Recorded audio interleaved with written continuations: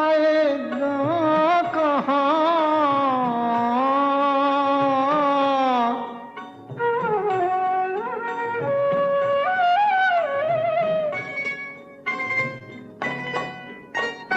कहते हैं ज्ञानी दम ले ले, दम ले ले घड़ी भर, ये छिया पाएगा कहाँ, वहाँ कौन है तेरा।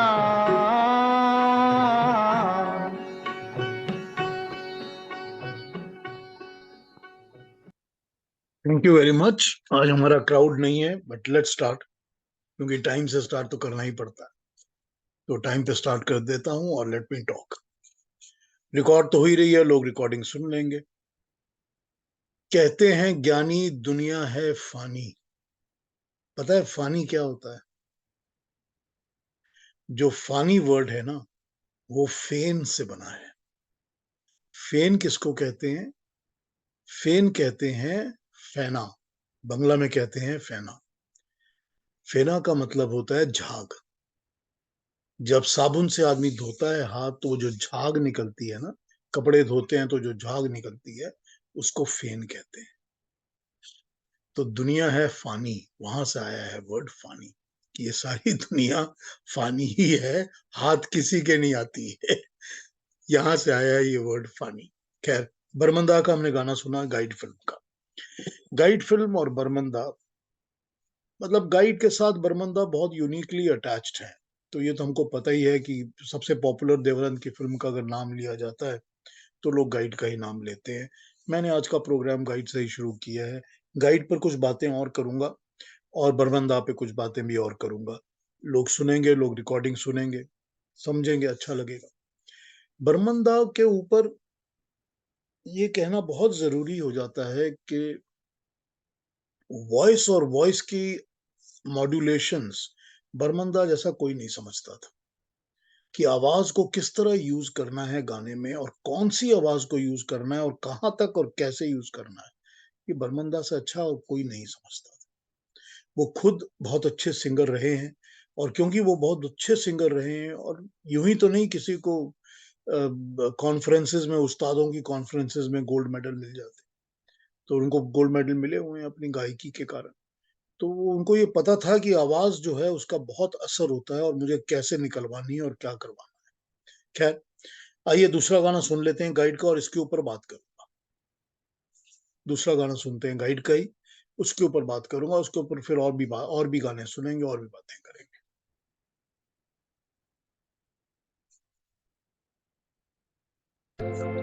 मुँह से छल किए जाए, हाय रे हाय हाय, देखो सैया बेईमान, सैया बेईमान। मुँह से छल, मुँह से छल, मुँह से छल किए जाए, हाय रे हाय हाय, देखो हाँ सैया बेईमान।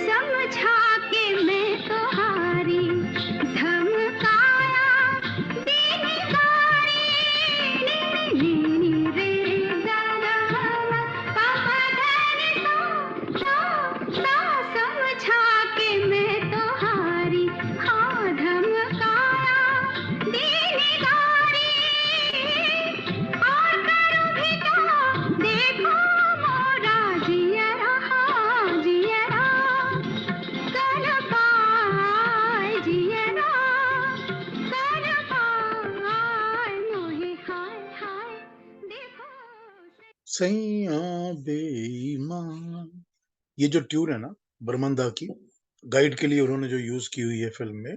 आपको पता होगा कि फिल्म में बड़ी एक यूनिक सिचुएशन थी देवानंद की, कि उन्होंने दो गाने एक के बाद एक यूज किए थे। कि मुझसे छल किए जाए जैसे ही गाना खत्म होता है, उसके साथ साथ ही रफी का क्या से क्या हो गया शुरू हो जाता है। ठीक है ना? ये बड़ी ऑकवर्ड सिचुएशन है कि किसी भी फ़िल्म में 2 गाने एक साथ दे दिए जाएँ वन आफ्टर द अदर और वो पब्लिक लेगी और देखेगी। ये एक अच्छी it's a very, very difficult decision to make और अच्छा डायरेक्टर नहीं हो तो हैंडल नहीं कर सकेगा और गाना भी अच्छा नहीं हो तो नहीं चल सकेगा। लेकिन मुझसे छल किए जाए की जो ट्यून है, अगर आप लोगों को याद हो तो सितारों से आगे 1958 की फ़िल्म थी, अशोक कुमार वैजयंतीमाला की, उसमें बर्मन दा का म्यूज़िक था। उसमें लता मंगेशकर का गाना था, पग चलत चलत चलत बल खाए हाय, वो वाला गाना था। पग ठुमक चलत बल खाए हाय, सैयाँ कैसे धारूँ धीर। ये एग्ज़ैक्टली वही ट्यून है, जो मुझसे छल किए जाए की ट्यून है। ये बर्मन दा ने इस गाने को रिकॉर्ड करवाया था, स इस गाने के लिए, अपने सितारों से आगे के लिए। लेकिन बर्मन दा इसकी रिकॉर्डिंग से खुश नहीं थे और वो दोबारा रिकॉर्ड कराना चाहते थे। अब दोबारा रिकॉर्डिंग के लिए उन्होंने लता को रिक्वेस्ट भेजी और उन दिनों उनके असिस्टेंट जयदेव थे। तो जयदेव गए लता को मिलने के लिए कि लता जी इसको दोबारा रिकॉर्ड करना पड़ेगा, दादा खुश नहीं है इसकी रिकॉर्डिंग से, इसको दोबारा रिकॉर्ड करेंगे। तो जयदेव और लता मंगेशकर जो थी वो अगले दिन शायद बाहर के फॉरेन किसी टूर पे जा रही थी गाना गाने के लिए। तो उन्होंने जयदेव से कहा कि मैं वापस आके रिकॉर्ड कराऊँगी। अब जयदेव और बर्मन के बीच में क्या हुई, जयदेव और लता के बीच में क्या बात हुई है पता नहीं, लेकिन उनके बीच में खिटपिट हो गई और वो खिटपिट इतनी हो गई कि जयदेव ने आके बर्मन को कहा कि लता आपके लिए अब आइंदा गाना नहीं गाएगी। तो this is where the problem between Lata and Burman started. अब ऑब्वियसली सबको पता है कि लता ने 5-6 साल बर्मन के लिए कोई गाने नहीं गाए और बंदनी के लिए पहला गाना उन्होंने गाया था, बर्मन दा के लिए फिर से दोबारा। तो बर्मन दा के दिमाग में ये ट्यून बैठी थी कि मुझको ये लता से अच्छी तरह गँवानी है। तो उन्होंने फिर वही ट्यून को यूज़ किया और मुझसे छल किए जाए को क्रिएट किया। अब जैसे वहाँ पर कैसे धारूँ धीर है, यहाँ पर सैयाँ बेईमान है। बिल्कुल उसी तरह उन्होंने उसको यूज़ किया हुआ है ट्यून को और इसमें उन्होंने करेक्शंस जो लता से करवानी थी वो करवाई। अब मैं और आप सुनते हैं जब वो सितारों से आगे का गाना पग ठुमक चलत बल खाए, हमारे कान में नहीं पड़ती ये बात कि उन्होंने क्या ठीक कराना था। इतनी औकात तो मेरी तो नहीं है। पता नहीं आप सुन के बता सकते हैं कोई कि नहीं, बट मैं नहीं बता सकता। तो यही ट्यून पर उन्होंने मुँह से छल को किया। अब मज़े की बात तो ये है कि बिल्कुल इसी ट्यून के ऊपर जो मुँह से छल की ट्यून है, एग्ज़ैक्टली इसी ट्यून के ऊपर क्या से क्या हो गया बेस्ड है। जो गाना इसके बाद बजेगा फ़िल्म में, वो एग्ज़ैक्टली इसी ट्यून के ऊपर बेस्ड है। सुनिए, आपको भी पता चलेगा कि एग्ज़ैक्टली सेम ट्यून के ऊपर बेस्ड है बर्मंदा।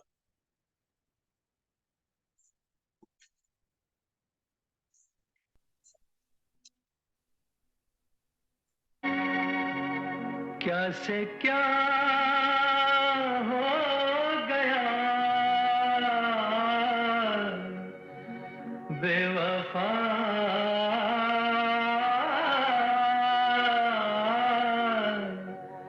तेरे प्यार में चाह क्या क्या मिला बेवफा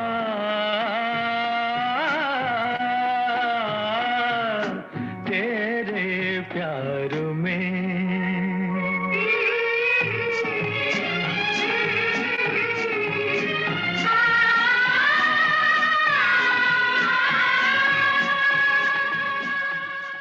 अब जैसे सैयां बेईमान था, यहाँ तेरे प्यार में वो वाला टुकड़ा जो है ना, वहाँ पर ऐसे यूज़ हुआ है।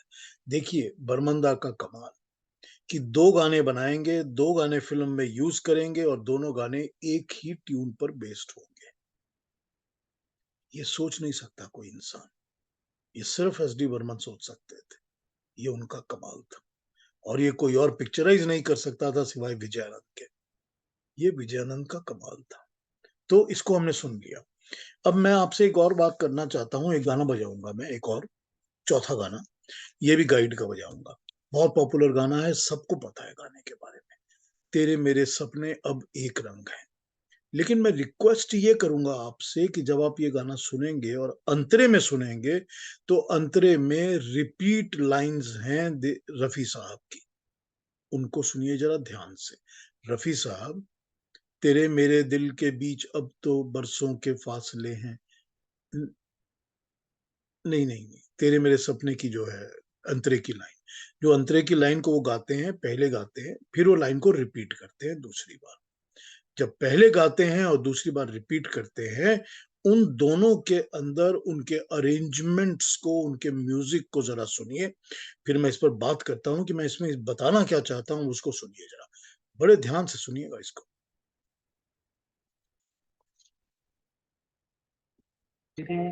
मेरे सपने अब एक रंग है, वो जहाँ भी ले जाए राहें हम संग हैं। हो तेरे मेरे सपने अब एक रंग है, वो जहाँ भी ले जाए राहें हम संग हैं।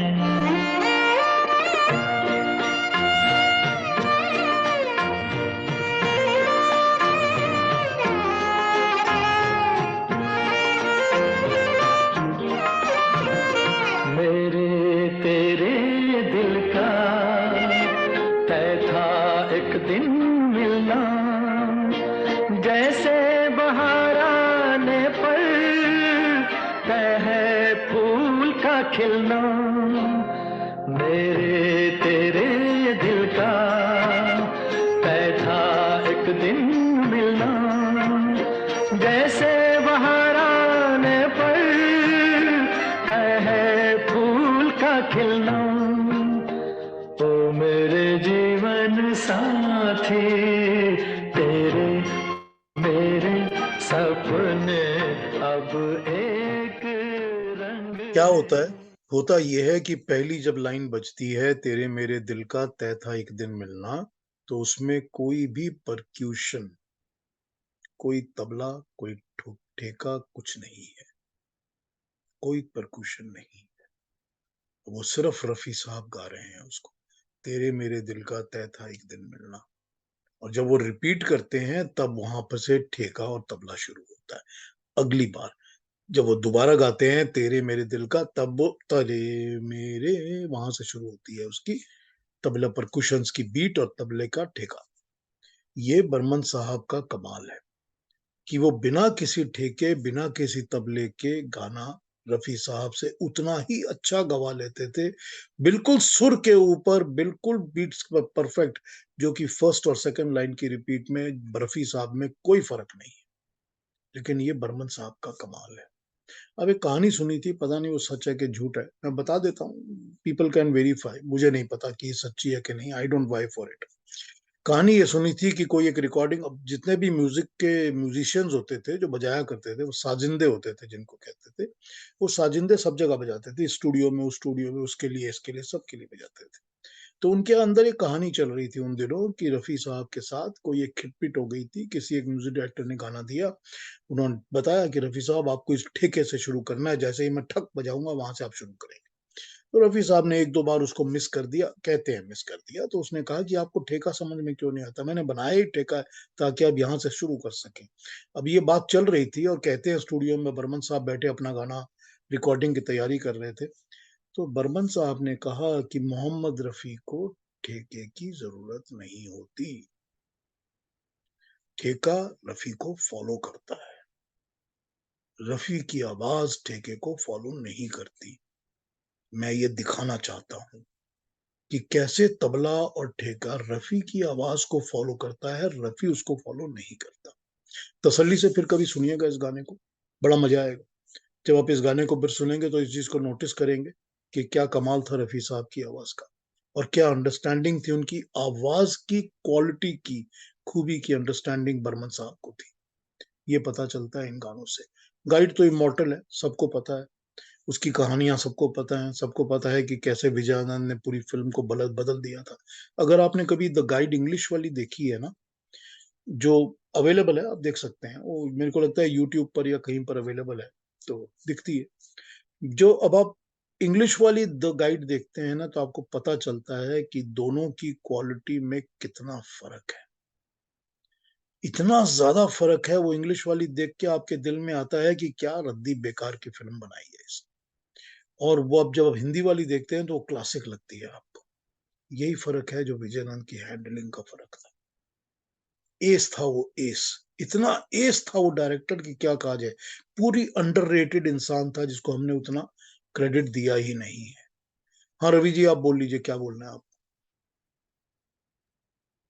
ये पूछना चाहता हूँ, आपने कहा ना कि भाई हिंदी और इंग्लिश वाले में फर्क है, तो क्या इंग्लिश और में भी क्या मतलब क्या रहे, मतलब समझ नहीं आया। फर्क ये है कि दोनों तो एक ही कहानी पर बेस्ड है, जो आर के नारायण की किताब है उस पर बेस्ड है, पर दोनों के ट्रीटमेंट में फर्क है। क्योंकि जो नारायण की कहानी है गाइड, उसमें ये सारे ही खराब कैरेक्टर्स हैं। राजू जो है वो चोर है, बेईमान इंसान है, और वो रोजी का फायदा उठा रहा है, उसके पैसों का फायदा उठा रहा है, शराब भी पीने में हमेशा बिजी रहता है। तो इस तरह का कैरेक्टर है। जो वहीदा रहमान का रोजी का कैरेक्टर उस फिल्म किताब में जो कैरेक्टर है, वो लेचरस वुमन है, क्योंकि वो आती ही उन घरानों से है जहां से वो, उसको यही लगता है कि मुझे मर्द को यूज करना है। तो वो भी उसको, क्योंकि मर्दों की भूख होती है, तो वो सिर्फ राजू को यूज कर रही है। और जब राजू को यूज करती रहती है और उसको उसकी कोई गिला नहीं होता कि राजू ने अगर मेरे पैसे यूज किए हैं तो इसको मैं जेल भेज दूं। जेल भेजने के बाद जो राजू गाइड का, मतलब उस वक्त जो उसका असिस्टेंट होता है, जो फिल्मों में दिखाया है, इसमें भी गाइड में भी, जो हिसाब किताब रखता है उनके लिए, वो फिर उसको पकड़ लेती है और उसके साथ रहने लग जाती है। तो फिल्म बुक के अंदर कैरेक्टर्स जो हैं वो नेगेटिव ज्यादा हैं, और फिर एंड में जाके वो तो मर ही जाता है, लेकिन वो किताब में बताते हैं कि वो मरता तो इसलिए है क्योंकि वो खाता नहीं है, उसमें होता कुछ नहीं है, कोई बारिश वारिश नहीं होने वाली, और विश्वास भी कुछ नहीं है उसमें, भक्ति भी कुछ नहीं है, सब बेईमानी है। तो ये तो है बेसिक किताब की थ्योरी, और बिल्कुल इंग्लिश फिल्म इसी थ्योरी पे बनी हुई है, और आप देख सकते हैं वो आपके, it doesn't leave a good taste in your mouth. लेकिन उसकी ट्रीटमेंट को टोटली अलग करके दूसरी तरह से फिल्म को बनाना, कि कैरेक्टर्स को जस्टिफाई करना, क्योंकि आप एक इंग्लिश फिल्म तो बना नहीं रहे थे, इंग्लिश फिल्म बना रहे होते तो दूसरी बात थी, तो आप उस तरह बना सकते थे। इंडियन सोसाइटी के अंदर उस तरह से नेगेटिविटी के साथ फिल्म बनाने से लोग एक्सेप्ट नहीं करते। और फिर भी वैसे भी ये, क्योंकि ये कहानी इतनी ज्यादा बोल्ड थी अपने जमाने के लिए, कि आप दिखा रहे हैं कि एक शादीशुदा औरत किसी और के साथ लिव इन अरेंजमेंट्स में रह रही है, 1965 के लिए बहुत बड़ी बात थी। तो ये चीजें जो थी, इसको विजयानंद ने जैसे इसको ट्रीटमेंट दी है सारी की सारी कहानी को, और इसमें जिस तरह से उसने गाने वगैरह, इंग्लिश वाली फिल्म में गाने तो है ही नहीं, सिर्फ वो स्नेक डांस है, एस डी बर्मन का म्यूजिक है उसमें स्नेक डांस में, और वो स्नेक डांस में भी म्यूजिक अलग है थोड़ा सा, वहां उसमें अलग है, यहाँ पर थोड़ा अलग है। खैर, वो तो है। लेकिन ये समझना पड़ेगा कि जो इसकी पूरी ट्रीटमेंट, इसमें गानों का यूसेज, इसमें स्क्रीन प्ले को अलग करके बताना, और इसकी एंडिंग, जो उसने एंडिंग बनाई है, बड़ी कमाल है। बहुत कमाल है ये गाइड का, ये विजयनंद का कमाल है सारा। I mean there was nobody better than him as a director, as far as I think, commercial films में। आइए अगले गाने पे आ जाते हैं, देवानंद पे बात करेंगे, और देवानंद पर ही बात कर रहे हैं, एक गाना और सुनते हैं, फिर उसकी कहानी बताता हूँ आपको।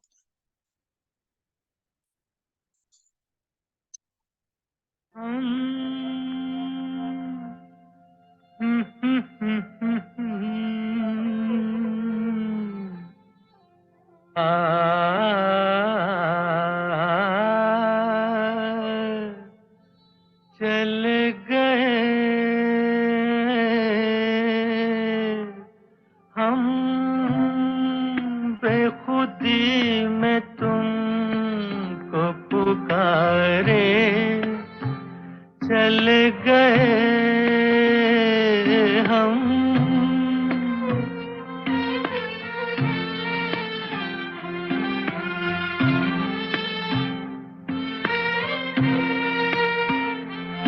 हम बेखुदी में तुमको पुकारे, चल गए सागर में जिंदगी को उतारे, चले गए हम। किसको नहीं पता ये गाना काला पानी का, देवानंद की अपनी फिल्म थी काला पानी, राज खोसला की डायरेक्शन में बनाई थी उन्होंने फिल्म, बहुत अच्छी फिल्म है, बड़े प्यारे गाने हैं, बड़े प्यारे गाने हैं, बड़ी हिट फिल्म थी अपने टाइम की, और राज खोसला ने बड़ी डेफ्ट अच्छी डायरेक्शन की हुई है इस फिल्म की। अच्छा जी मैं हारी तो इमॉर्टल है, जितनी बार भी आप देखते हो अच्छा लगता है देखने में। हम बेखुदी में तुमको पुकारे चले गए, पहली लाइन से शुरू करके बीच तक, जहां तक हमने सुना है उसके बीच तक सिर्फ सारंगी और तबला है, सारंगी तबला और रफी साहब। रिपीट लाइन के अंदर फिर वो थोड़ी सी पायल, जो घुंघरू होते हैं ना, घुंघरू पायल, उसको ठक ठक करके बजाना शुरू करते हैं, क्योंकि नलिनी जयवंत तब उठ के थोड़ा डांस शुरू कर देती है। अब इसके बारे में एक कहानी बताता हूं आपको, आपने पढ़ा होगा, लिखा सुना होगा जरूर। राजू बर्तन साहब जो थे, उन्होंने कहानी स्प्रेड की थी, आर्टिकल भी लिखा था, स्प्रेड भी की थी कहानी, बहुत लोग उसको पढ़े भी हैं, जानते भी हैं, कि ये जो अजान होती है वो सुनी थी जयदेव ने कहीं पर किसी मस्जिद के बाहर, और उसको अजान इतनी अच्छी लगी कि वो गुनगुनाने लग गया अजान। तो बर्मन साहब ने कहा कि क्या गुनगुना रहे हो, तो उसने गुनगुना के सुनाया अजान को। तो बर्मन दा ने कहा इसके ऊपर मैं गाना बना दूंगा, हम बेखुदी में तुमको पुकारे चले गए। तो ये एक्चुअली जयदेव की ट्यून है, क्योंकि जयदेव ने उस अजान के ऊपर अपनी ट्यून बनाई थी, और जो उसको बर्मन साहब ने ले लिया जयदेव से।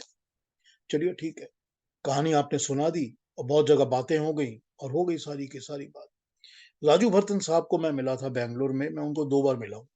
राजू भर्तन साहब को मैं मिला था बैंगलोर पे, और मैंने उनको मुंह पे कहा था उनके कि आप सिर्फ और सिर्फ झूठ बोलते हैं और झूठ फैलाते हैं। तो नेचुरली उसने तो ऑब्जेक्शन करना ही था, उनको बहुत बड़ा नाम था, बहुत जगह लिखा करता था, ना ना ना ना, ना करना लग पड़ा। अब उसके साथ उसकी वाइफ रहा करती थी गिरिजा राजेंद्र, वो भी लिखती थी, तो वो भी बैठी रहती थी उनके साथ में। अब वो मैंने उनको कहा कि राजू जी इसकी इसकी मेरे को आप ये बता दीजिए कि no no no, I met Jaidev, Jaidev told me this story, he told me first hand, he even told me the tune. मैंने कहा दादा, राजू बर्तन से मैंने कहा एक बात बताइए, चलिए जयदेव की ट्यून है और बर्मन ने चोरी कर ली, ठीक है ना, यही कह रहे हैं ना आप। तो जयदेव ने क्या ये ट्यून 3 साल पहले, इस फिल्म बनने के 3 साल पहले बर्मन को सुनाई थी, और बर्मन ने उसी ट्यून के ऊपर अपना बंगला गाना बना दिया था, और बंगला गाना रिकॉर्ड कर दिया था, और फिर जयदेव को कहा कि तूने अजान की ट्यून बनाई, मैंने बंगला गाना बना दिया, अब उस पे हिंदी बना रहा हूं। आपको ये पता है क्या? उनके पास कोई जवाब नहीं था, उनके पास कोई जवाब नहीं था, क्योंकि झूठ कहां तक टिकेगा, झूठ का जवाब नहीं था। सुनिए, ये बंगला गाना सुनिए, फिर इस पे और बात करता हूं, जो ओरिजिनल है इसका, उसको भी सुनिए।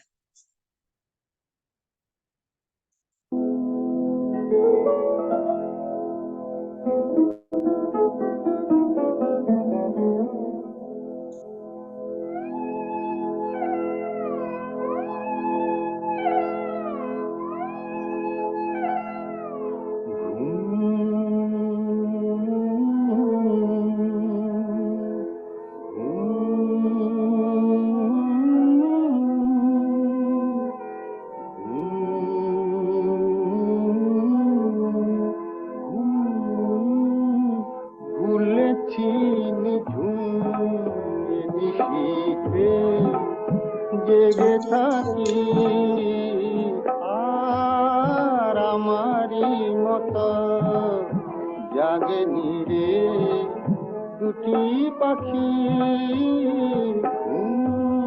ভুলেছি নিঝুম নিশীথে জেগে থাকি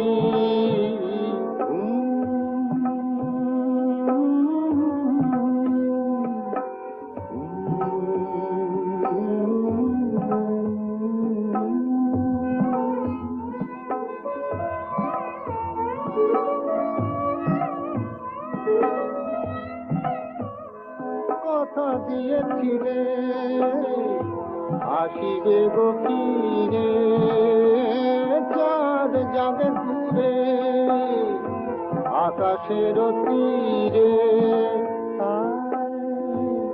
তোমারে আমি বারে বারে পিছু ডাকি ভুলেছি নিঝুম। बताइए मेरे को, अभी आप बताइए मेरे को, हो सकता है कि कोई अजान बर्मन दान ने भी सुनी हो कभी अपनी जिंदगी में और उन्होंने सोचा हो कि मैं ये ट्यून बना दूंगा, और जयदेव ने भी वो अजान सुन ली है 2-4 साल बाद और दोनों ने मिलके एक ट्यून बना दी। क्या झूठ, देखिए कितना झूठ लिखते हैं, और वो झूठ लिखने वाले को सुनकर फिर दूसरे लोग झूठ बोलते हैं, यही प्रॉब्लम होती है। फिर उसको सुन के दूसरे लोग किताबें लिखते हैं, उसी किताब पर बेस करके लिखते हैं कि उसने लिखा था, इसका मतलब ये सच है। ये झूठ, झूठ और झूठ। ये लोग जो राइटर्स हैं, जो झूठ फैलाते हैं, इनसे दूर रहिए प्लीज, इनसे दूर रहिए, इनको फॉलो करके कुछ मिलने वाला नहीं है। घूम भूले ची निशीते, घूम का मतलब होता है नींद, नींद, घूम का मतलब होता है नींद, भूले ची भूल गया, निशीते रात को, ठीक, नीजू में हमेशा ही कई दिनों से जेगे था कि उठा ही रहता हूँ, सोता नहीं, क्योंकि नींद को भूल गया हूँ। बड़ा प्यारा है ये गाना, बहुत ही प्यारा। बर्मन दा के गाने बहुत प्यारे हैं, जितने भी बंगला गाने आप सुनेंगे बर्मन दा के, झूमते ही रहेंगे, इतने प्यारे हैं उनके गाने। गाए हुए भी प्यारे हैं और ट्यून्स तो हैं ही उनकी बहुत अच्छी। मैंने एक बार बर्मन दा पे, ये देवानंद पे प्रोग्राम कर रहा हूँ पर मैं बताता हूँ, बर्मन दा पे मैंने एक बार एक प्रोग्राम किया था, उसमें बताया था आपको कि मैं दो अलग अलग ऐसे, तीन अलग अलग ऐसे बांग्लादेशी लोगों के साथ मिला हूँ। उनमें से तो HQ चौधरी तो है ही, उन्होंने भी अपनी किताब में इस बात को लिखा ही हुआ है। बांग्लादेश के लोगों को ये पता ही नहीं था, वो सोचते थे कि सचिन देव बर्मन जो बंगला गाने गाता है, वो बांग्लादेशी गाने ही गाता है, वो कलकत्ते में रिकॉर्डिंग करता है, पर वो है त्रिपुरा का, तो वहीं पर कहीं पर रहता है, या अगरतला में रहता है, लेकिन वो बांग्लादेशी गाने गाने के लिए कलकत्ते में रिकॉर्डिंग कराता है। उसका नाम कुमार सचिन देव बर्मन है, और उसके रिकॉर्ड 2 या 4 रिकॉर्ड हर साल निकलते थे और हॉट केक्स की तरह बिकते थे, हॉट केक्स। ये बता रहा हूँ 1942 से लेके 1973 तक जितने भी गाने बर्मनदा ने बंगला में गाए हैं, वो हॉट केक्स की तरह बिकते थे, इतने ज्यादा बिकते थे, और बांग्लादेश में तो लोग पागल थे उसके लिए।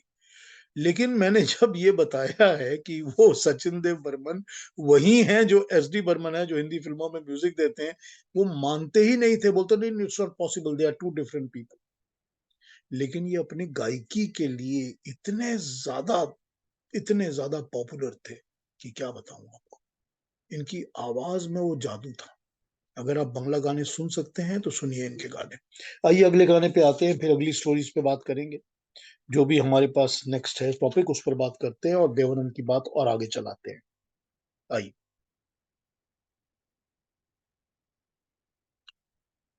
ऐसे तो न देखो कि हमको नशा हो जाए, ऐसे तो न देखो खूबसूरत सी कोई हमसे खता हो जाए, खूबसूरत सी कोई हमसे खता हो जाए, ऐसे तो न देखो। ऐसे तो ना देखो कमाल का गाना है और कमाल का हिट गाना है, और जब बार जितनी बार सुन लो आपका दिल ही नहीं भरता, इतना प्यारा गाना बनाया बर्मंदा का। मजरू का लिखा हुआ गाना है। हम बेखुदी भी मजरू का था, उसके पहले गाइड के सारे गाने शैलेंद्र के थे। इसमें एक लाइन है, बेकरारी का गिला हमसे सिवा हो जाए। एक बार मैंने एक पैनल में जो लोग बातें कर रहे थे गानों पर और उर्दू की यूसेज पर, तो मैंने उनसे पूछ लिया था कि इसका मतलब समझा दीजिए मेरे को। बेकरारी का गिला हमसे सिवा हो जाए, इसको एक बार समझा के बता दीजिए इसका मतलब क्या है, क्या कह रहे हैं मजरूर साहब। वो मेरे पैनल में, we had something like 25-30 people, people could not explain to me or tell me what it means. Majrooh Sahab की लिखने का स्टाइल बहुत यूनिक है, बहुत यूनिक है, इतना कमाल का लिखते हैं वो, क्या बताऊं आपको। फिल्मों के लिए गाने लिखने का कमाल मजरू साहब का सबसे बढ़िया था, बहुत अच्छा था। वो उसमें सब कुछ डाल देते थे, डिफिकल्ट वर्ड्स भी डालते थे, कॉन्सेप्ट्स भी डालते थे, इजी वर्ड्स भी डालते थे, बहुत कमाल का लिखते थे मजरू साहब। ऐसे तो ना देखो जिस तरह से फिल्माइज किया गया था, अमरजीत की थी ये फिल्म, डायरेक्शन, और ये वो पहली फिल्म थी, क्योंकि इसके पहले जो अमरजीत ने डायरेक्शन की थी वो हम दोनों में उसने डायरेक्शन की थी, उसने स्टार्ट किया था, लेकिन हम दोनों फिल्म की कहा जा सकता है कि most of the time it was done by Vijayanand himself, it was not done by Amarjeet, it was done by Vijay. गाने तो किए ही थे, फिर उसके साथ के साथ सीन्स भी सारे उन्होंने किए थे, और वॉर सीन्स जो थी वो मॉन्टगोमरी जो थे वो लेफ्टिनेंट कर्नल जो थे खड़गवासला से आके उन्होंने उसकी सुपरवाइजन की थी, तो उसमें मुश्किल नहीं हुआ उनको। लेकिन अमरजीत की इंडिपेंडेंट पहली फिल्म तीन देवियां थी, जिसके लिए भी उनका वही हाल हुआ कि उनके पास अवेलेबिलिटी नहीं थी या सेंस नहीं थी कि मैं कैसे कैसे क्या करूं। तो ये वो पहली फिल्म है जिसमें शैडो डायरेक्शन देवानंद ने की है। इसमें शैडो डायरेक्शन खुद देवानंद ने की है कि इसमें यूं डायरेक्शन कर दी जाए, इससे उनको लगा कि मैं डायरेक्टर बन सकता हूं। देवानंद साहब को कॉन्फिडेंस जो आया ना डायरेक्शन करने का, वो इसमें सही आया। खैर, उनको आया कॉन्फिडेंस और विजयानंद अवेलेबल नहीं थे, तो उन्होंने ये नहीं किया। आइए अगला गाना सुनते हैं, ये भी मजरू का है, ये भी अच्छा लगेगा आपको, क्योंकि ये बहुत फेमस गाना है, देवानंद का आइकॉनिक गाना है और एस डी बर्मन का आइकॉनिक गाना है। आइए सुनते हैं अगला गाना।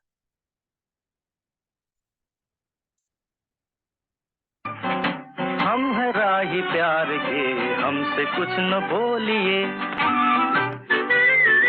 हम है राही प्यार के, हमसे कुछ न बोलिए। हम है राही प्यार के, हमसे कुछ न बोलिए। जो भी प्यार से मिला हम उसी के हो लिए, हम उसी के हो लिए। जो भी प्यार से मिला हम उसी के हो लिए।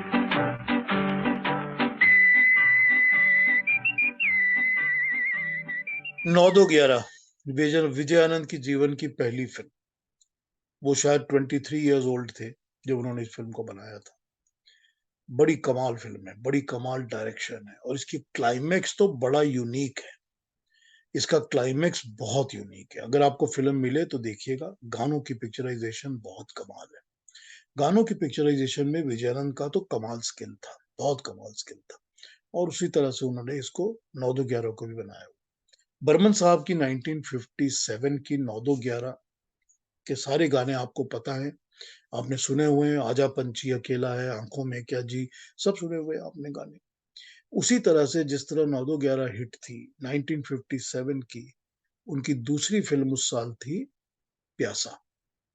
अब बताइए कि बर्मन साहब हैं जो प्यासा का म्यूजिक भी दे रहे हैं उसी साल में, और उसी साल में 9-2-11 भी दे रहे हैं, और 9-2-11 और पास प्यासा भी दे रहे हैं, लेकिन साथ साथ उसके दे रहे हैं पेइंग गेस्ट। पेइंग गेस्ट के गाने भी आपको मालूम है, माना जनाब ने पुकारा नहीं। बर्मन साहब का कमाल था, बहुत कमाल था। अलग अलग सब्जेक्ट्स के ऊपर अलग अलग वैरायटी में किस तरह म्यूजिक देना है, ये बर्मन साहब का बहुत बड़ा कमाल था। इस फिल्म में 9-2-11 में मैंने आपको बताया कि ये उनकी पहली फिल्म थी विजयानंद साहब की। बर्मन ने म्यूजिक दिया था, होम प्रोडक्शन नवकेतन की, देवानंद की अपनी प्रोडक्शन। इसका एक गाना और सुनते हैं, बहुत कमाल है। उसको अगर आप देख सकें तो उसकी पिक्चराइजेशन देखिएगा, क्योंकि वो पहला गाना था जिसमें विजय आनंद ने एक बड़ा सेट बनाया है, ऐसा सेट जिसमें वो डांस कराना चाहता है, और कोई डांसर ऊपर से घूम के नीचे आ रही है, कोई नीचे से ऊपर जा रही है, कोई इस लेवल पे गा रहा है, कोई थर्ड लेवल पे गा रहा है, कोई middle level. It was fantastic, और जिस तरह से उसने यूज किया है पूरे सेट को, आप सोच नहीं सकते कि उसने सेट कैसे क्रिएट किया होगा ये वाला। कभी भी देखिएगा इस चीज को, इस गाने को सुनिएगा, तब आपको समझ में आएगा कि विजयानंद किस तरह का मास्टर था अपने स्किल का, गाने पिक्चराइजेशन का, और उसने जो ये सेट क्रिएट किया है। ऑफ कोर्स उसके बाद उसने जो तीसरी मंजिल में सेट्स क्रिएट किए थे, वो हसीना जुल्फों वाली वगैरह, तो उसके लिए तो लोग कहते ही थे कि अरे क्या कमाल किया है इसने, और उसको पता नहीं कितने हजार बार दूसरी दूसरी फिल्मों में कॉपी किया गया और उसको उसी तरह बनाया गया। खैर, इस गाने को सुनते हैं जिसकी 9-2-11 की मैं बात कर रहा हूँ, फिर इस पे एक और बात करूंगा। क्या हो फिर जो दिन रंगीला हो, रेत चमके समुंदर नीला हो, और आकाश गीला गीला हो। क्या हो फिर जो दिन रंगीला हो,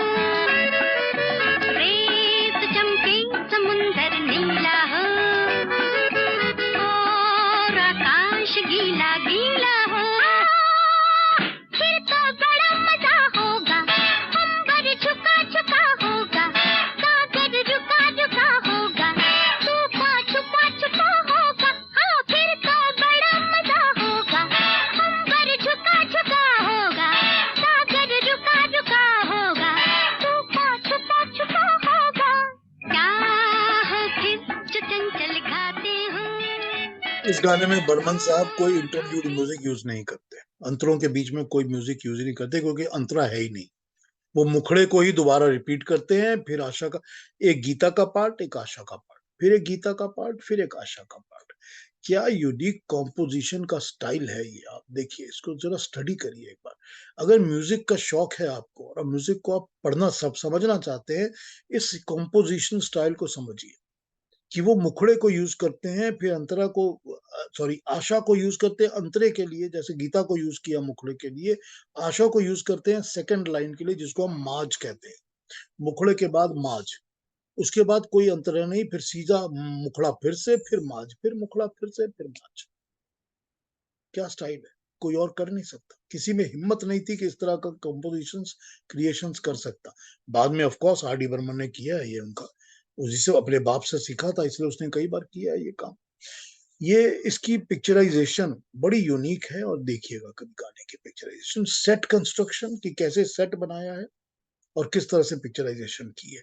देवानंद की फिल्मों में ये कमाल था। देवानंद बड़ा लूज हैंडल दिया करता था, जो करना है करो, we must make it the best. एक और बात बताता हूँ आपको, ये शशिकला और हेलेन के ऊपर पिक्चराइज्ड है ये गाना। जो देवानंद की फिल्मों में सेकंड लीड फीमेल होती थी या वैम्प होती थी ना, वो कभी भी पूरी तरह से नेगेटिव नहीं होती थी। उसकी एक अपनी इंडिविजुअलिटी होती थी, अपना कैरेक्टर होता था, जो आपको दूसरे फिल्मों में नहीं दिखेगा। लेकिन देवानंद की फिल्मों में आप सेकंड लीड टैक्सी ड्राइवर में शीला रमनी को देख लीजिए कि कैसी उसकी वो पिक्चराइजेशन, कैसी उसकी प्रेजेंटेशन है।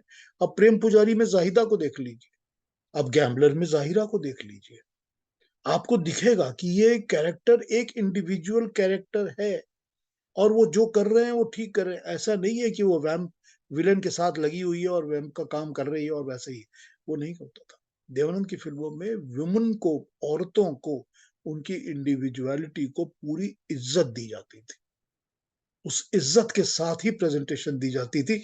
ये दूसरी बात है कि कैरेक्टर्स अलग अलग है। अब गीता बाली का कैरेक्टर है बाजी में, और कल्पना कार्तिक का कैरेक्टर है बाजी में, आप देख लीजिए। ये देवानंद की फिल्मों की खूबी है। ये उसका औरतों की तरफ जो नजरिया था, आज हम वुमन एम्पावरमेंट की बात करते हैं दुनिया में, उनका जो औरतों की तरफ उनका नजरिया था कि how does he think of female characters, ये आपको समझ में आएगा कि उनकी फिल्मों में वो कैसे फीमेल्स को प्रेजेंट करते ही थे ऑब्वियसली, क्योंकि गाइड तो सारी की सारी रोजी की कहानी ऐसे ही प्रेजेंट करते थे वो फिल्मों पे औरतों को। तो ये क्या हो जो दिन रंगीला हो, इसको देखिए कभी, तो आपको उसकी सेट कंस्ट्रक्शन वगैरह देख के बड़ा मजा आएगा। अगले गाने पे आ जाते हैं। मैंने आपको बताया था कि बर्मन दा इस साल 1957 में जैसे 9-11 बना रहे थे, उसी तरह से वो पेइंग गेस्ट भी बना रहे थे, और प्यासा भी बना रहे थे। पेइंग गेस्ट के 2 गाने सुन लेते हैं, ये भी मजरू के ही हैं दोनों गाने। आइए इनको सुनते हैं, इन पर थोड़ी बात करते हैं। निगाहें मस्ताना, देख समा है सुहाना, तीर दिल पे चला के, हाँ जरा झुक जाना, हो निगाहें मस्ताना, देख समा है सुहाना, तीर दिल पे चला के, हाँ जरा झुक जाना, हो। आशा भोसले की आवाज का मॉड्यूलेशन नूतन पे इतना सुंदर किया है कि मुझे बहुत सारे लोगों ने पूछा हुआ है कि ये नूतन नहीं गाया है ना, लेकिन ये पता नहीं चलता कि ये नूतन नहीं, आशा भोसले गा रही है। और बहुत अच्छी वॉइस मॉड्यूलेशन है आशा भोसले की। किशोर कुमार 56 में फंटूश पहली बार, और फिर पेइंग गेस्ट। 100% देवानंद के सारे गाने किशोर कुमार से गवाए थे बर्मन साहब ने, फंटूश में भी, पेइंग गेस्ट में भी। सिर्फ किशोर ही गाएंगे देवानंद के सारे गाने। किशोर और देवानंद की आवाज आइडेंटिफाई होकर बिल्कुल जम गई थी। लेकिन उसके बावजूद उसी साल जब वो 9-11 बनाते हैं, तो रफी और किशोर दोनों को यूज करते हैं, और सक्सेसफुली यूज करते हैं। तो उस ट्रैप में नहीं रहते कि मुझको सिर्फ किशोर को यूज करना है या सिर्फ रफी को यूज करना है। ऑफ कोर्स बाद में कुछ फिल्मों में सिर्फ रफी भी हैं और फिर किशोर भी हैं, लेकिन उन्होंने 9-2-11 में दोनों को यूज किया था बैलेंस करके। ऑफ कोर्स प्यासा के दौरान रफी और बर्मन दा के अंदर बहुत प्यारी सी अंडरस्टैंडिंग और तालमेल बहुत अच्छा बैठ गया था। जो पहले उनका किशोर के साथ था वही रफी के साथ बैठ गया था, तो इसलिए उन्होंने 9-2-11 में दोनों को यूज किया है। और किशोर के साथ तो खैर ये सुना ही आपने भी, निगाहे मस्ताना, ये भी मजरू के लिखे हुए हैं, बड़ा प्यारा गाना है। बाकी गाने भी इसके बहुत खूबसूरत हैं, लेकिन एक गाना और सुनते हैं, थोड़ी सी उस पर बात करूंगा, फिर आगे मूव करूंगा।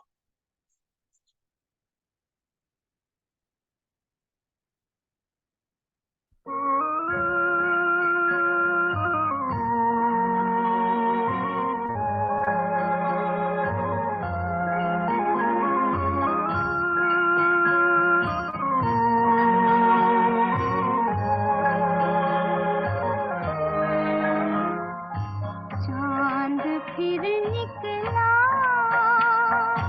मगर तुम न आए, जला फिर मेरा दिल, करूं क्या मैं हाय। चांद फिर निकला मगर तुम न आए, जला फिर मेरा दिल। तो वहां पर वॉइस मॉड्यूलेशन के लिए आशा थी नूतन के ऊपर, और यहाँ पर लता से गवाया है, और क्या खूबसूरत गवाया है। आप सबको पता है गाना सुपर हिट गाना था अपने टाइम का, और बहुत ज्यादा अप्रिशिएट होता था। लता का one of the super hits गाना है। लता और बर्मन की कॉम्बिनेशन बहुत ही खूबसूरत है, बहुत अच्छे गाने निकले। उतनी अच्छी कॉम्बिनेशन आशा और बर्मन की भी है। लेकिन वो एक गाने में आशा को यूज करते हैं, एक पे लता को यूज करते हैं, क्योंकि उनको पता है कि ये लता गा सकती है। और इस गाने में नोटिस करिए कि वो चांद नहीं बुलवाते हैं, वो चांद बुलवाते हैं, क्योंकि उनको एम्फेसिस देना है उस वर्ड के ऊपर कि चांद फिर निकला। चांद तो रोज ही निकलता है ना, मगर फिर उस पे एम्फेसिस डलवाना है ना लता से, तो लता उसको चांद फिर निकला नहीं कह सकती है। रिपीट लाइंस में बोल सकती है, पहली लाइन में उसको चांद बोलना पड़ता है। जैसे तेरे मेरे सपने अब एक रंग हैं, जहां भी ले जाएं राहें हम संग हैं। वहां उनको हम नहीं बुलवाना है, वहां उनको एम्फेसिस देना है कि हम संग ही रहेंगे जहां भी जाएंगे। वो एम्फेसिस ये बर्मंदा है। ये है जो गानों को खूबसूरत बनाते हैं, जो हमारे दिमाग में सबकॉन्शियस माइंड में ऐसे बैठ जाते हैं कि हमको लगता है वाह क्या कमाल की चीज है। एनालाइज हम करें या ना करें, इस तरह से एनालिसिस करिए या मत करिए, बट गाने इसी तरह से बैठ जाते हैं दिमाग के अंदर। अगला गाना सुनते हैं, उस पर आते हैं। 9-2-11 के बाद, चांद फिर निकला के बाद, आइए एक गाना सुनते हैं। अब साहिर पे लौटेंगे, और एक साल पहले, 2 साल पहले 1955 पे लौटेंगे। इस गाने को मैं रेजिस्ट कर ही नहीं सकता था। इतनी ज्यादा खूबसूरती है इस गाने में कि मैं इसको रेजिस्ट कर ही नहीं सकता था। आइए सुनते हैं गाने को, इस पर बात करेंगे, फिर आगे बढ़ जाएंगे। आइए।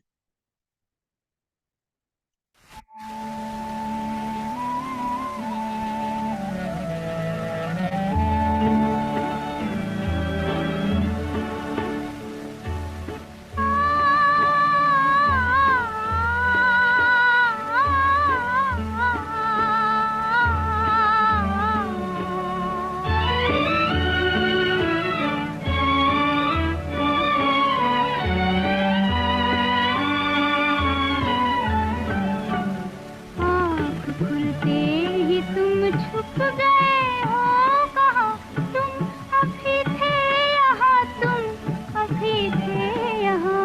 आँख खुलते ही तुम छुप गए हो कहाँ।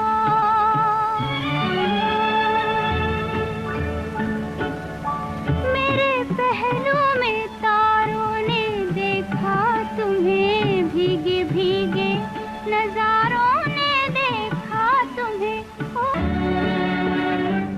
साहिर का कमाल, लता का कमाल, बर्मन का कमाल। मुनीम जी 1955 सुबोध मुखर्जी की फिल्म, और फिल्मिस्तान में बनाई हुई शशधर मुखर्जी के अंडर। सारे के सारे गाने सुपर हिट थे मुनीम जी के, सारे ही गाने सुपर हिट थे। जीवन के सफर में राही, शिव जी बिहाने चले, दिल की उमंगे हैं जवां, कितने कमाल के गाने हैं, कितने कमाल के गाने। और लता के गाने भी कितने खूबसूरत। नैन खोए खोए, घायल हिरनिया बन बन डोले, बड़े प्यारे गाने हैं। तो ये गाने थे। आंख खुलते ही तुम छुप गए हो कहाँ। जितनी सुंदर इसमें साहिर ने पोइट्री लिखी है, उतना ही सुंदर ये धुन है और लता का कमाल है। तो लता पर मैं बात कर रहा था, तो लता के बात करने से मुझको ये गाने का ध्यान आ गया और मैंने कहा इसके गाने के बिना तो मैं कंप्लीट कर नहीं सकता इस प्रोग्राम को। आइए अगला गाना सुन लेते हैं, फिर उस पर बात करते हैं।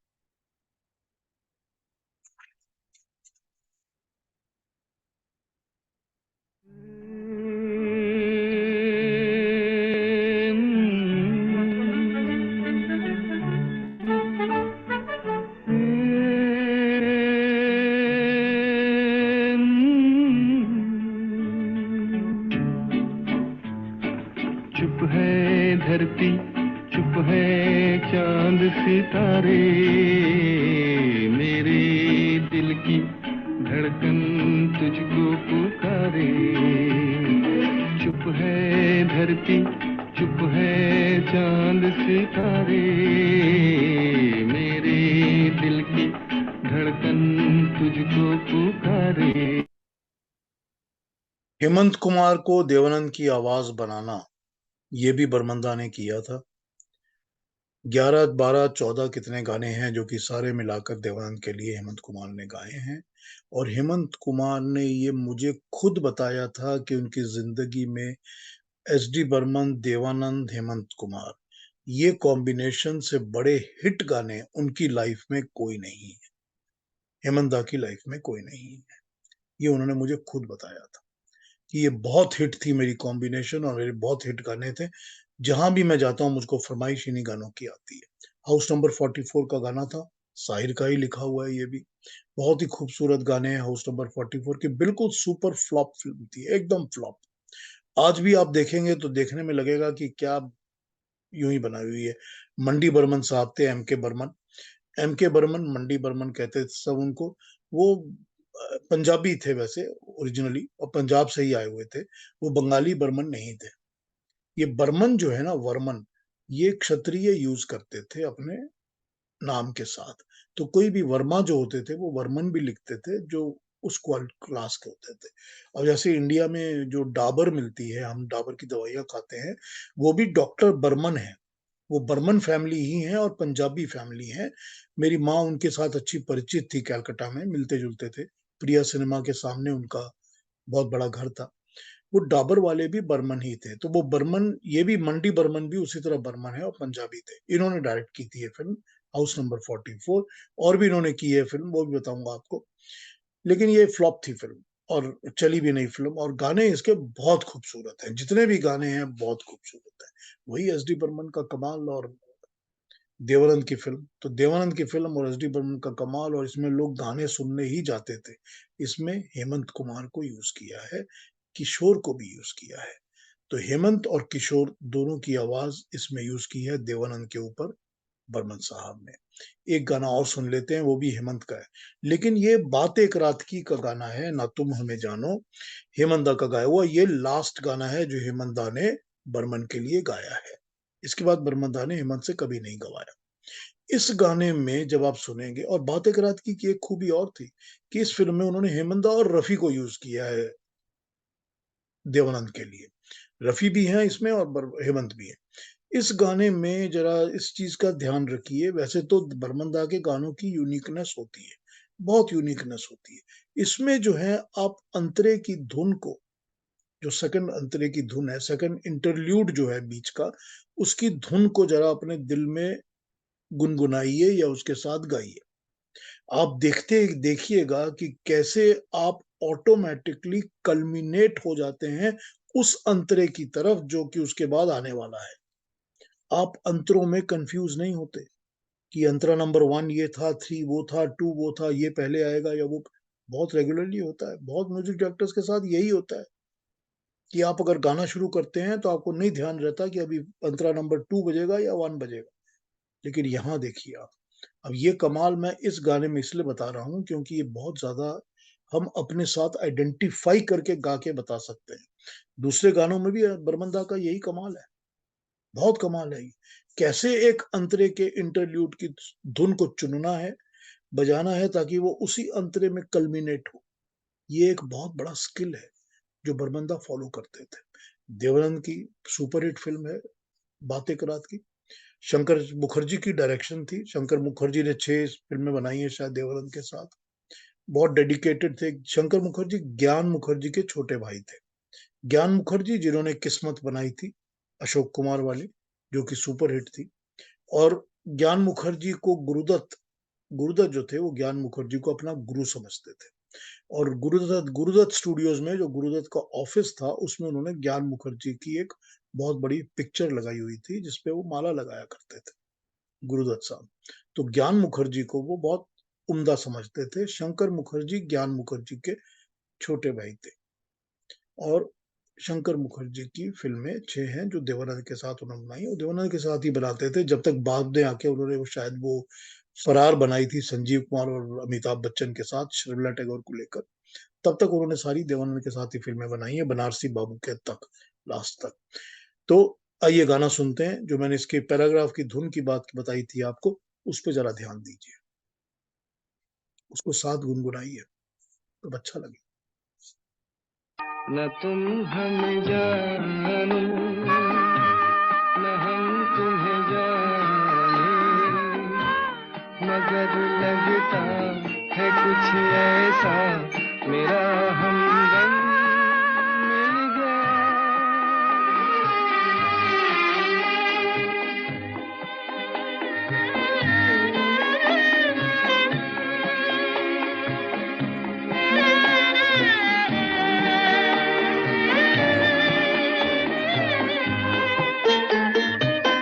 मोहब्बत के मोड़ पे हम मिले, सबको छोड़ के हम धड़कते दिलों का लेके भी न तुम हमें जानो आइए एक बात और न करते हैं। हम तुम्हें जानो। अभी आपने सुना चले आज दोनों जाने कहाँ। सडनली ध्यान आ गया, मैं बात कर रहा था इस पर। क्या बजता है इसमें? चले आज दोनों, वहां पर बरमंदा एक ठेका बजाते हैं। चले आज ठेका दोनों जाने। अब ये गाना अगर रफी साहब से गवाया होता बर्मन ने तो शायद वो इसको कॉन्टिन्यूअस धुन बजा लेते। रफी साहब शायद इसको चले आज दोनों जाने कहाँ एक लय में गा जाते। लेकिन बर्मंदा को पता था कि हेमंदा कहीं और सांस लेंगे तोड़ के, उससे अच्छा है यहाँ एक ठेका दो। और बर्मंदा की आवाज को सूट करने के लिए उन्होंने यहाँ पर एक ब्रेक दिया है कि चले आज ठक दोनों, यहाँ पर ब्रेक दो। देखिए क्या कमाल है। ये छोटी छोटी चीजें आप नोट करिए बर्मंदा के म्यूजिक में, और किस तरह का कमाल कॉम्पोजिशन करते थे, और सुनने में इतना सुंदर लगता है। ऐसा नहीं है कि खटखट लगेगा आपको कि कान में लगेगी ये चीज, सुनने में ये बहुत खूबसूरत लगती है। तो हिम्मत दा के साथ ये उनका लास्ट गाना था बर्मन दा का, और देवानंद के लिए भी ऑब्वियसली ये लास्ट ही प्लेबैक था हेमंत दा का। हेमंत दा को बर्मन ने फिर यूज नहीं किया। मैं इस पर कभी बात कर सकता हूं, पर नहीं करें तो ये अच्छा है। लेकिन मैंने हेमंत दा को खुद को पूछा था, तो हेमंत दा ने मुझको सिर्फ यही कहा था कि बंगला में, मैं तो बंगला में ही बात करता था उनसे, तो उन्होंने मुझको यही कहा था कि बस उन्होंने मुझे बुलाया नहीं इसके बाद, हम क्या डाकलेन, उन्होंने मुझे बुलाया ही नहीं इसके बाद। तो ये बात यहाँ पर ही खत्म हो गई। हेमंत दा ने मुझे एक और बात बताई थी कि उन दिनों में जब 1951-52 की बात है, कि अगर उनको जाल का गाना ना मिला होता, ये रात ये चांदनी फिर कहां, तो बोलते वो सिंगर की तरह एस्टैब्लिश होते ही नहीं बॉम्बे में। वो बोलते हैं मुझे एस्टैब्लिश करने वाले ही बर्मन दा थे। लेकिन भूलना नहीं चाहिए कि बर्मन दा ने उनको राजकुमार निर्वासन 1941 में यूज किया हुआ है बंगला गाने के लिए। तो बर्मन दा हेमंत दा की आवाज को पहचानते थे अच्छी तरह, और उनको पता था कैसे यूज करना है। बड़े खूबसूरत गाने बनाए हैं जितने भी बनाए उन्होंने। हेमंत दा मुझे बताया था कि उन दिनों क्या होता था कि हम लोग को किसी को पता नहीं होता था कि फाइनली गाना कौन गाएगा, किसी को पता नहीं होता था। बर्मन दा किसी को भी ट्राई करते थे, कभी मन्ना से गवाया, कभी रफी से गवाया, कुछ कुछ किशोर से गवाया, कुछ मुझसे गवाया। हम लोग को ट्राई करते रहते थे कि कौन सा गाना किससे गवाना है। फाइनली किससे गवाया जाएगा या रिकॉर्ड किससे होगा ये किसी को पता नहीं होता था। और हम सब इस चीज को इंडस्ट्री में उस वक्त 51, 52, 53 की बात कर रहा हूँ, 54, इंडस्ट्री में उस वक्त ये बहुत बड़ी इज्जत समझी जाती थी कि इस सिंगर को बर्मन दादा ने बुलाया है।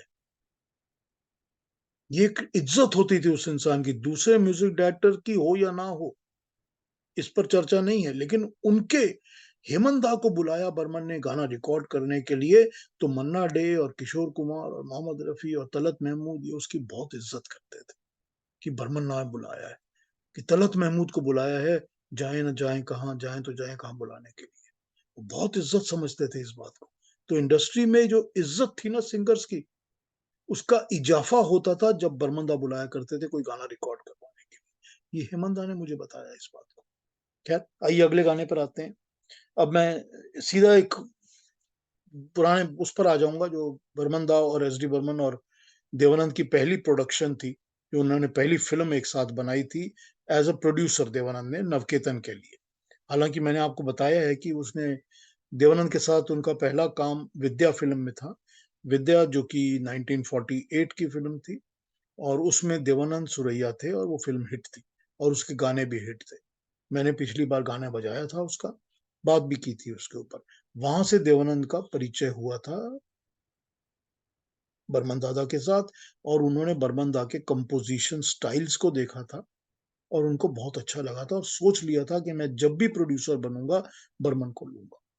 तो जब वो प्रोड्यूसर बन गए तो उन्होंने अफसर फिल्म के लिए जो उन्होंने 1950 में बनाई थी, उन्होंने बर्मन दा को एज ए म्यूजिक डायरेक्टर लिया और उनको पूरा खुला हाथ दे दिया कि आप जैसा मर्जी कंपोजिशन करिए।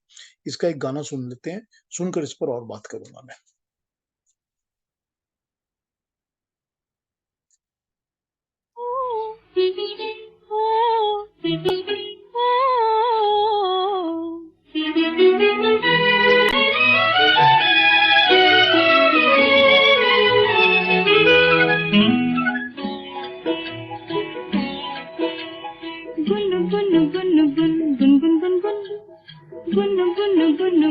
बोले रे भंवर, सुन सुन सुन क्या लाया खबर।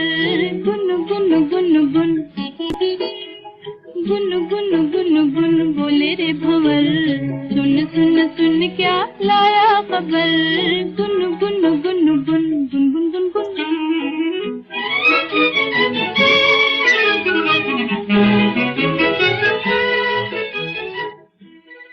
अफसर जो थी वो देवानंद की 10वीं फिल्म थी, 10th फिल्म।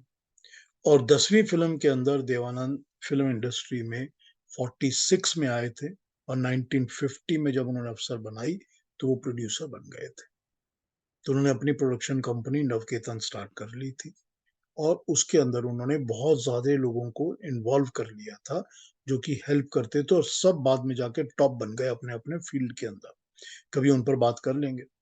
देवानंद की 1950 की फिल्म थी अफसर, 46 में उन्होंने शुरू किया था, 46 में उनकी फिल्म आई थी और उसके बाद 47 में, फिर 48 में देवानंद की पहली फिल्म जिद्दी सुपर हिट थी।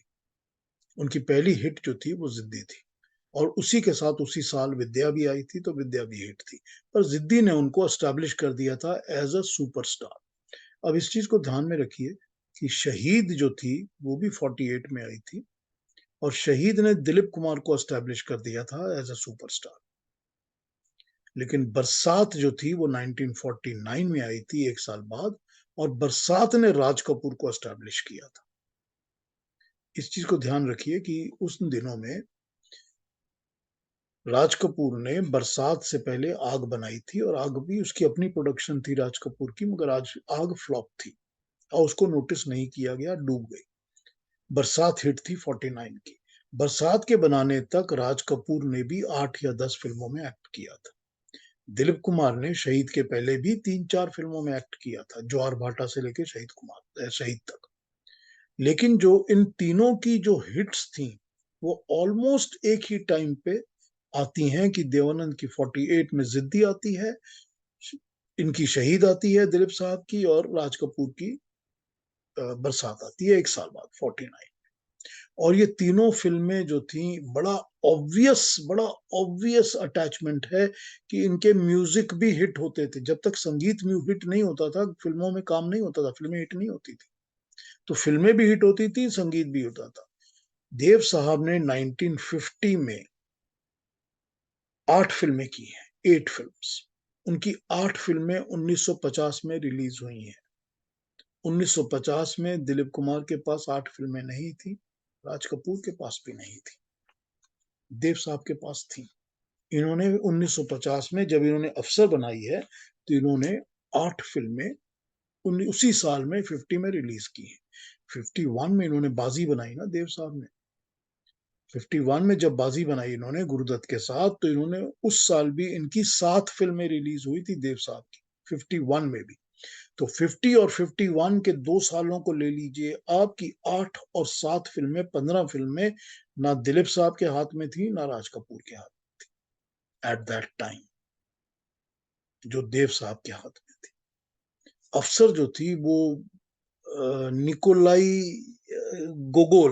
निकोलाई गोगोई की कहानी थी। निकोलाई गोगोल की एक लिखी हुई कहानी थी, 1836 की लिखी हुई कहानी थी, 1836। उसके ऊपर रशियन प्लेस बना करते थे, नाम था इंस्पेक्टर जनरल। तो वो इंस्पेक्टर जनरल कहानी जो थी एलेक्स निकोलाई की लिखी हुई, वो उन्होंने लिखी हुई थी और 1836 में। और 1836 में पहली बार वो रशियन थिएटर में as a drama act present भी की गई थी, और उसके बाद वो बनती रही। बन के वो 1907 में या कितने में जाके इंग्लिश ट्रांसलेशन हुई, और इंग्लिश थिएटर्स में भी, इंग्लैंड में भी वो चलने लगी और काफी पॉपुलर हो गई। वहीं पर कहीं पर चेतन आनंद साहब ने देखा था इस ड्रामा को इंग्लैंड में, तो उनको लगा कि इस पर फिल्म बननी चाहिए। उनको बहुत प्यारा लगता था ये सब्जेक्ट। सटायर है, पॉलिटिकल सटायर है, अच्छा है, इंटरेस्टिंग है, कहानी बहुत इंटरेस्टिंग है। वही करप्शन के ऊपर और गवर्नमेंट ऑफिसर्स कैसे होते हैं। तो ये 1836 से चला आ रहा है और सारी दुनिया में चला आ रहा है, रशिया में, इंग्लैंड में, सब जगह यही कहानी है। तो हमारे हिंदुस्तान में भी ऐसा ही है, सब जगह दुनिया में है। तो ये कहानी उन्होंने इंस्पेक्टर जनरल के ऊपर बेस करके बनाई थी, अफसर। चेतन आनंद ने इसी कहानी को, अफसर को ही रिपीट करके फिर से बनाया साहिब बहादुर, देवानंद की साहिब बहादुर, जिसमें उन्होंने देवानंद के साथ प्रिया को लिया था और मदन मोहन का म्यूजिक था। साहिब बहादुर भी फ्लॉप थी, वो भी नहीं चली। हालांकि उन्होंने सोचा था कि मैं उसी कहानी को दोबारा प्रेजेंट कर दूंगा, but Sahib Bahadur was also flop and it was not a very well made film either. कोई बहुत अच्छी तरह से बनाई गई थी ऐसा नहीं था। तो ये इनका पहली फिल्म थी जो इन्होंने एक साथ बनाई थी, देवानंद और एस डी बर्मन ने, under his own production, Navketan की। और नवकेतन के साथ एस डी बर्मन की लास्ट फिल्म, फर्स्ट अफसर थी 1950 में, और उनकी लास्ट फिल्म एक साथ जो थी वो 1973 में थी, 1973।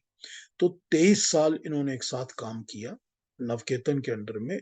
एक फिल्म जो है वो हम दोनों जयदेव को मिलती है बीच में, और एक फिल्म कहीं और चल शंकर जयकिशन को मिलती है, कहीं और चल शंकर जयकिशन को मिलती है। इसके अलावा सारी की सारी फिल्में नवकेतन की जितनी थी वो बर्मन दादा ने ही म्यूजिक दिया था 1973 तक।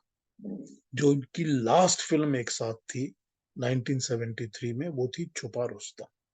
उसका एक गाना सुनते हैं, उसमें मैं बात करूंगा थोड़ी सी। आइए पहले गाना सुनते हैं।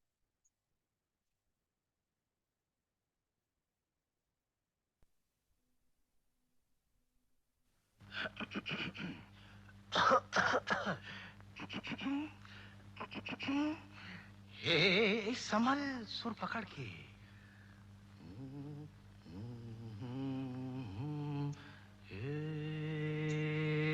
हाँ, धीरे से जाना, धीरे से जाना, खटियन में ओ खटमल, धीरे से जाना खटियन में, धीरे से जाना खटियन में ओ खटमल, धीरे से जाना खटियन में। सोई है राजकुमारी, सोई है, सोई है राजकुमारी, राजकुमारी देख रही मीठे सपने,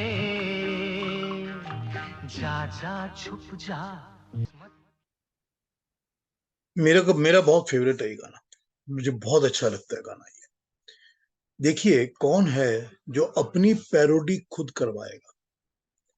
बर्मन साहब का पहला हिंदी गाना जो कि सुपर हिट था 1943 का, वो यही था, धीरे से जाना बगियन में रे भंवरा, धीरे से जाना बगियन में।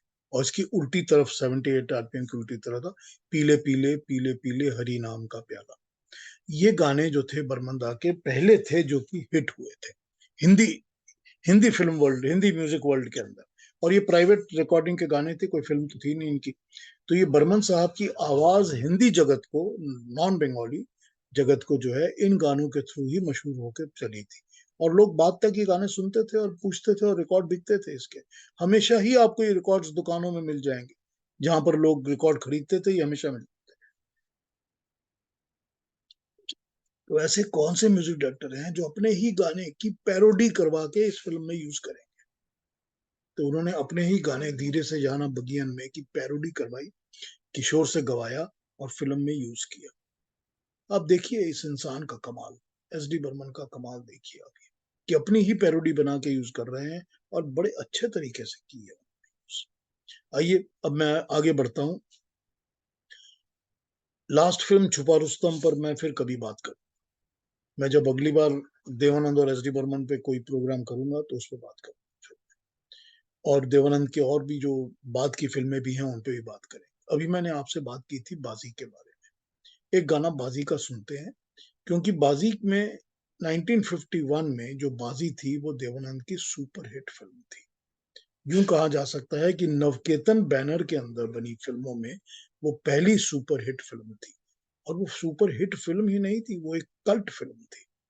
उसने एक ट्रेंड, एक कल्ट एस्टैब्लिश किया था, जिसको इंग्लिश फिल्मों में नॉयर कहते हैं, काला ब्लैक, कि वो हीरो जो है वो थोड़ा गंदे कैरेक्टर का होना चाहिए, थोड़ा बदमाश होना चाहिए, थोड़ा पॉकेट मार टाइप का होना चाहिए, मॉरल नहीं होना चाहिए। और फिर उसकी जो फोटोग्राफी है वो भी ऐसी होनी चाहिए कि शोल्डर के पीछे से हम उसकी फोटोज ले रहे हैं, कैमरे में सामने फेस नहीं कर रहा, कैमरा उसको चला रहा है साथ उसके, और उसकी हम बैक देख रहे हैं। अब देखिए बाजी में ये बड़ी अच्छी अच्छी टेक्निक्स यूज की गई। ये बलराज साहनी ने इसकी स्क्रिप्ट लिखी थी, गुरुदत्त ने इसको डायरेक्ट किया था और देवानंद इसमें थे। देवानंद, गुरुदत्त, बलराज साहनी ये सब बैठ के एक साथ वी रात्रा के साथ, जो इनके सिनेमाटोग्राफर थे, हर एक शॉट को, सीन को डिस्कस किया करते थे। इसको ऐसा बनाया जाए, इसको ऐसा बनाया जाए, इतना नेगेटिव कैरेक्टर बनाया जाए, इतना नेगेटिव कैरेक्टर ना बनाया जाए, इसको शुरू में खराब दिखाया जाए, बाद में ये अच्छा बन जाता है।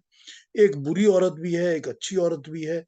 देखिए किस तरह से उन्होंने स्टोरी को बनाया था बाजी को, और किस तरह से इस कहानी पर, इस फॉर्मेट पर पता नहीं 150-200 फिल्में बनी होंगी। ये देवानंद जी का कमाल था, जो उन्होंने पहली अपनी फिल्म बाजी में दिखाया था और हिट किया था। एक गाना सुनते हैं बाजी का, वही किशोर कुमार जो धीरे से जाना बगियन में गा रहे हैं, वही बर्मंदा के साथ बाजी में भी गा रहे हैं, 51। आइए इसको सुनते हैं। ये पहला हिट गाना था बर्मंदा का, किशोर के साथ देवानंद थे। हम दिल नजराना दिल का दे भी चुके हम, दिल नजराना दिल का। अरे छोड़ो भी ये राग पुराना दिल का, छोड़ो भी ये राग पुराना दिल का।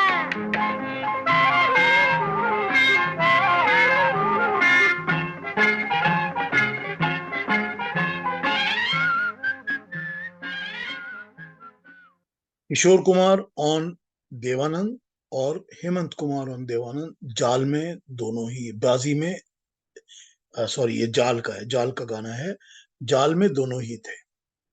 तो जाल में जो दूसरी फिल्म थी देवानंद की, फिर वही ब्लैक कैरेक्टर स्मगलर होता है जो औरतों को यूज करता है अपने पर्पस के लिए, फिर वही डार्क ब्लैक। और ये भी उनकी फिल्म थी गुरुदत्त साहब की।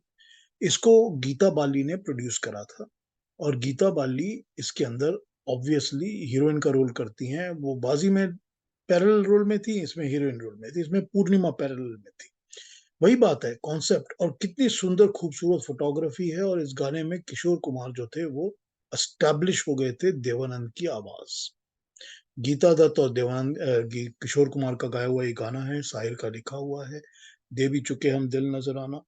और जैसे मैंने आपको बताया कि 1951 जब बाजी रिलीज हुई थी तो देव साहब के हाथ में 7 फिल्में थी। जब 52 में जाल रिलीज हुई थी तो भी देवानंद के हाथ में 4 फिल्में थी। आंधियां भी उसी साल रिलीज हुई थी। आंधियां भी देवानंद की अपनी प्रोडक्शन है। सॉरी, ये मैं भूल गया, ऐड करना चाहिए इसमें। एक और म्यूजिक डायरेक्टर जिन्होंने नवकेतन के लिए म्यूजिक दिया है वो उस्ताद अली अकबर खान। इन्होंने 2 फिल्मों में म्यूजिक दिया है, आंधियां और हमसफर। उस्ताद अली अकबर खान। आंधियां के गाने बड़े खूबसूरत हैं, बहुत खूबसूरत गाने हैं। कहीं पर शादमानी और कहीं बर्बादियां, बहुत ही खूबसूरत गाना है। तो आंधियां के गाने के बाद आंधियां के अलावा आंधियां भी अली अकबर खान की थी, और वो भी एक म्यूजिक डायरेक्टर हैं जिनको नवकेतन ने यूज किया है, जैसा कि मैंने आपको जयदेव और शंकर जयकिशन का बताया है, अदर देन सचिन देव वर्मा। तो इस साल इनके पास ये दोनों थे और इस साल इन्होंने ये काम किया है। अब अगला गाना बजाऊंगा कि नहीं बजाऊंगा ये पता नहीं है, क्योंकि एनी जी आउट हो गई हैं और एनी जी ही गाने बजाती हैं। तो उम्मीद करता हूं कि एनी जी ज्वाइन कर जाएंगी, या उनका पावर फेलियर होगा या ऐसा कुछ हो गया होगा उनके यहाँ। हाँ, तो वो बता रही हैं कि उनका पावर फेलियर हो गया है, लाइट चली गई है। तो क्या किया जाए ये पता नहीं है। जूम बंद कर दूं क्या?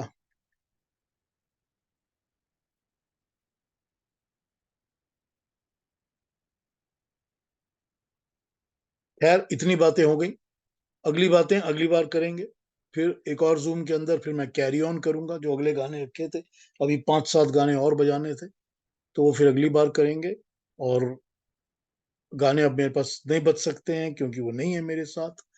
तो रवि जी, अब मैं और आप हैं इसके अंदर, आपने कुछ बोलना हो, बात करनी हो, कर लेते हैं, फिर अगला प्रोग्राम करूंगा। मैं यही कहूंगा कि समी है इस वक्त। नहीं, आपकी आवाज नहीं आ रही। क्वेश्चन नहीं कर रहा मैं, हाँ जी, कमेंट कर रहा हूँ। हाँ बताइए रवि जी। कमेंट ये है कि जो आपने आज बताया है मैंने उसको सुना है, सारी मैं नोट भी किए कई चीजें। तो इससे ये है कि मुझे अब मैं जैसे अपने गाइड की बात की है या और मूवीज की बात की है, और फिर जो आपने कहा कि ये क्या देखना चाहिए, कौन सा गाने में क्या चीज सुननी चाहिए, कहाँ पर अंतरा, कहाँ पर करना, जो कुछ भी। अब मैं कोशिश करूंगा कि कोई वो मूवी मिल जाए मुझे, and I look into the way you told me, maybe I enjoy more. और जो बाकी आपने सारे गाने बताए हैं कि धीरे से आना बगियन में, ये बहुत पहले की बात है। मैं बहुत छोटा था तब मेरी बुआ, उनका बहुत शौक था गानों का। उनके पास जो रिकॉर्ड होते थे ना, वो बजाती। मुझे अभी तक दिमाग में वो चीज़ वो बैठी हुई है। और इस तरह के जो गाने हैं, और जो पुराने सिंगर थे, कानन बाई और जैसे दूसरे जो हैं वो तूफान मेल, दुनिया ये दुनिया तूफान मेल, इस तरह के गाने। कानन देवी। युक्ता हंसती है, कहते पता नहीं कहाँ से आप गाने ले आते हो, कहाँ से कैसे गाने गाते हो। अरे वो गानों में तत्व था, जीवन था। आजकल गाने सिंथेसाइजर से बजते हैं, पहले गाने इंस्ट्रूमेंट से बजते थे, क्योंकि लाइव इंस्ट्रूमेंट्स होते, तबला भी अलग हुआ।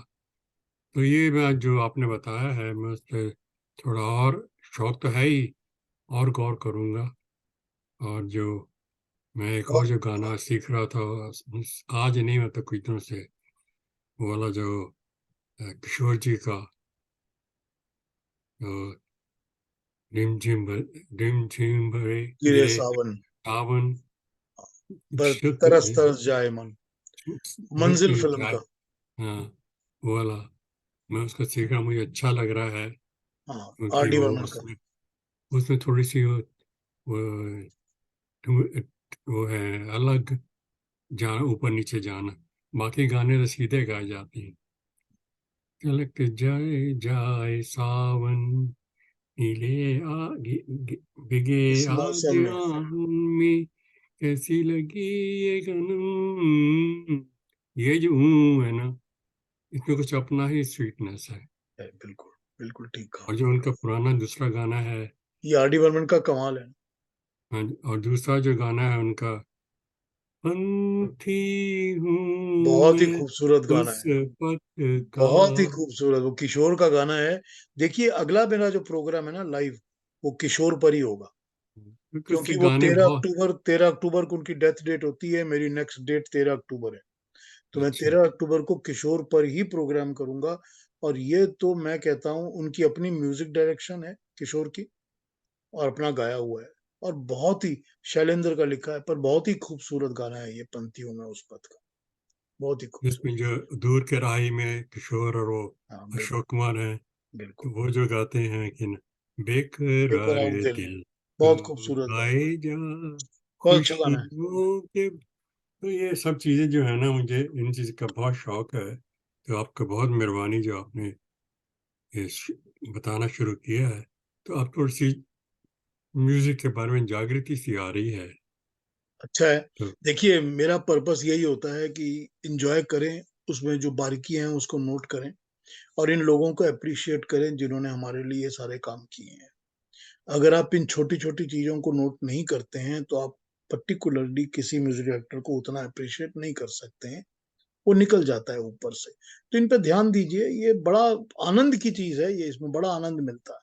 तो आनंद लीजिए और इसमें एंजॉय करिए, इसका यही पर्पस होता है। तो प्रोफेसर आदेश का मालूम है? प्रोफेसर प्रोफेसर आदेश है, सुना नाम उनका आपने? क्या, सॉरी? प्रोफेसर एच एस आदेश। उन्होंने प्रोफेसर बहुत, आदेश? हाँ, मैंने उन्होंने नाम बहुत नाम सुना है। बहुत ही बुक्स लिखी हैं उन्होंने म्यूजिक पर, और बहुत खूबसूरत, बड़ी ही अच्छे गाए। तो बच्चे हमारे उनके पास जाते थे, बेटा तबला सीखता था और बेटी बाजा बजाती थी। अब तो बड़े हो गए हैं ना, अब तो ठीक है, एक दोनों ठीक है।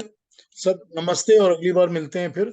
और अगले सैटरडे, अगले फ्राइडे, मतलब 2 फ्राइडेज बाद, 13 अक्टूबर, क्योंकि वो किशोर कुमार की डेथ डेट होती है, मैं 13 अक्टूबर को किशोर के गानों पे प्रोग्राम करूंगा। उसके बाद दोबारा फिर से एस डी बर्मन और देवानंद को पिक कर, लेकिन वो अगली बार किशोर, और वो उसके बाद कब दोबारा होगा? एस डी बर्मन वो और कब, कौन सा आएगा 13 के बाद? 27 कितने आएगा दिन? शायद, 27 अक्टूबर। तो हम यहाँ नहीं होंगे, हम बच्चों के पास जा रहे हैं। हाँ, तो मेरे से आप रिकॉर्डिंग लेके सुन लीजिएगा, मैं हाँ भेज जी, दूंगा आपको। जरूर। ठीक है, कोशिश करेंगे चलिए। वहां पर मिल जाएगी, हाँ, लगा जूम लेंगे ऑन Zoom। कर लीजिएगा फोन के ऊपर या किसी पर। हाँ, जरूर। चलिए, थैंक यू, नमस्ते।